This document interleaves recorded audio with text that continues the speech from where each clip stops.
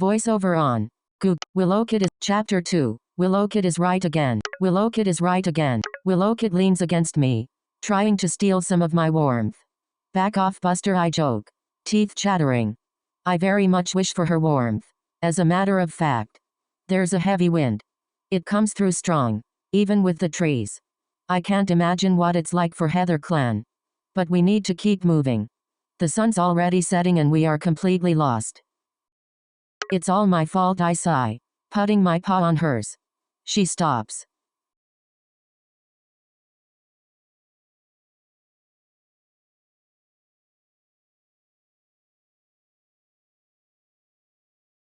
Yeah, it kind of is. But we're in this together, and what's done is done.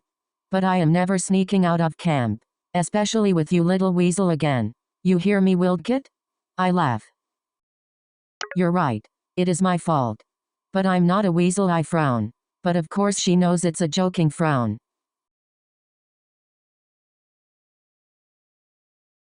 Her father had been on the patrol that found me. I was no more than a few hours old, and even Pine Clan wouldn't turn down a kid as helpless as I was. He gave me to his mate, and me and Willow have grown up together ever since.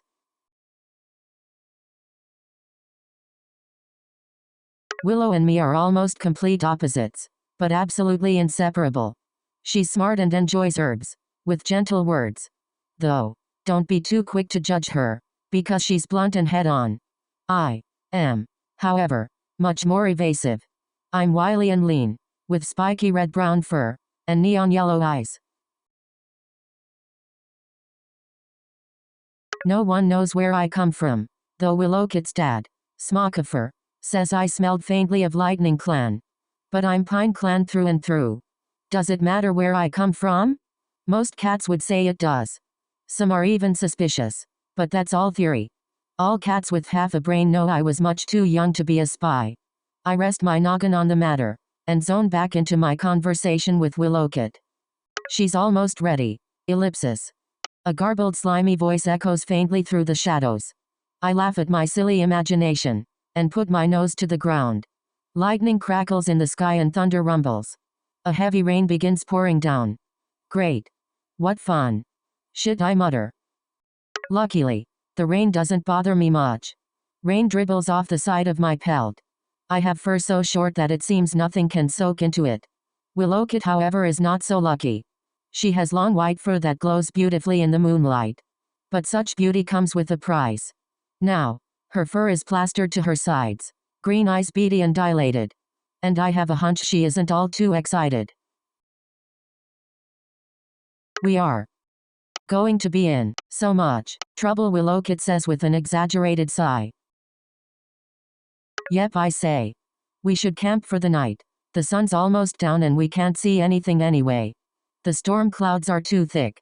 Willowkit nods, and I scan our surroundings. I spot what I think is an abandoned fox den. It's in between two rocks, and it leads underground.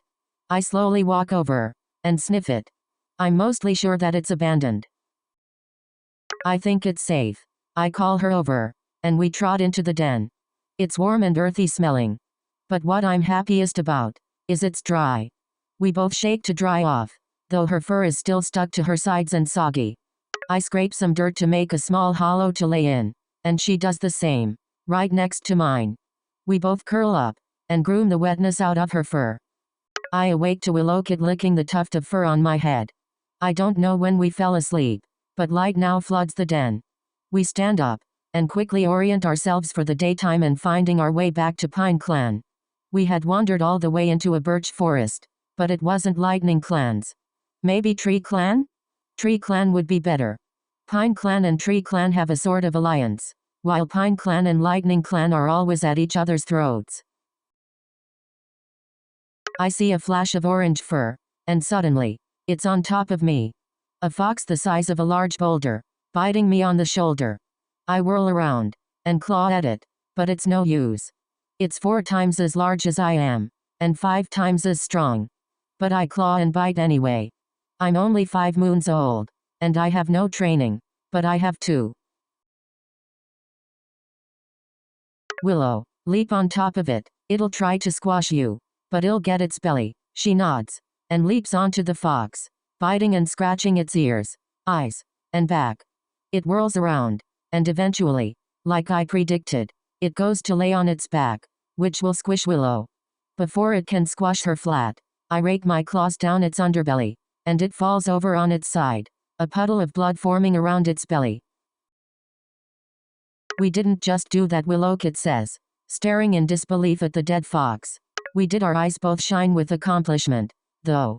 I'm seriously hurt, and Willowkit looks kind of exhausted. We need to get back to camp, I say. Well, yeah. Follow me. We trot out of the den. The new leaf air is warmer today, and only a gentle breeze drifts by. It ruffles Willowkit's fur, and makes it dance around like little fairies. We travel for a bit, and finally make it to the pine forest. Hey, you're limping, Willowkit says, annoyed that I didn't tell her earlier. We need to move. Come on, Willow. You are limping. Yes, and I'll get healed back in camp. Fine, she mutters, and we continue. I'm glad to be back in the pine forest. It's dark and gloomy. The birch forest was bright and magic-like. My belly rumbles. Only now do I realize how hungry I am. Hey, we haven't eaten since yesterday at sunhigh. I've never gone this long. Me either. We walk past the border marks, and finally come inside of camp. We both let out excited squeals, and run into camp. I do, rather awkwardly, due to my limp, but I'm just as excited. Where have you been? Silverlily comes stomping up to us, and I get a lump in my throat. Uh-oh, I say in a small squeak. We've been searching everywhere, and you're hurt. Did you just go and have a sleepover in a fox's den? Starklin, I thought I raised at least.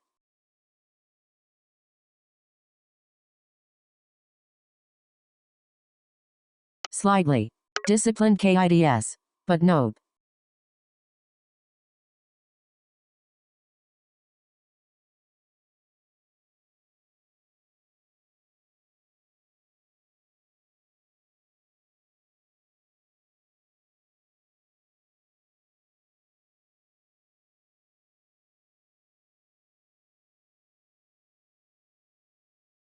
Mom. Chill. I tell her. I don't normally agree with Willowkit, but she's right. You seriously need to chill. Willowkit steps in. Well, look at the runaways, Chestnutpaw says, joining the conversation. He's a rather large tom, although he's only a moon older than me and Willowkit. Chestnutpaw, go stick yourself up your own butthole, I say, already exasperated with him. Well, hello, Miss Snarky, he says with a sneer. Shut up. Just shut up. Willowkit, that's no way to treat your future mate, Silverlily says. Oh, did I forget to mention that Pine Clan is a fan of arranged mates? Chestnutpaw is Closter's kit, and apparently I'm pretty and a good fighter. So, lucky me, I'm stuck with Chestnutpaw. Literally everyone in the clan feels sorry for me. Closter comes out. Willowkit, I need to talk to you, he says. He looks annoyed, angry, and also a little excited. That's the part that scares me. End. Story content. Voiceover off.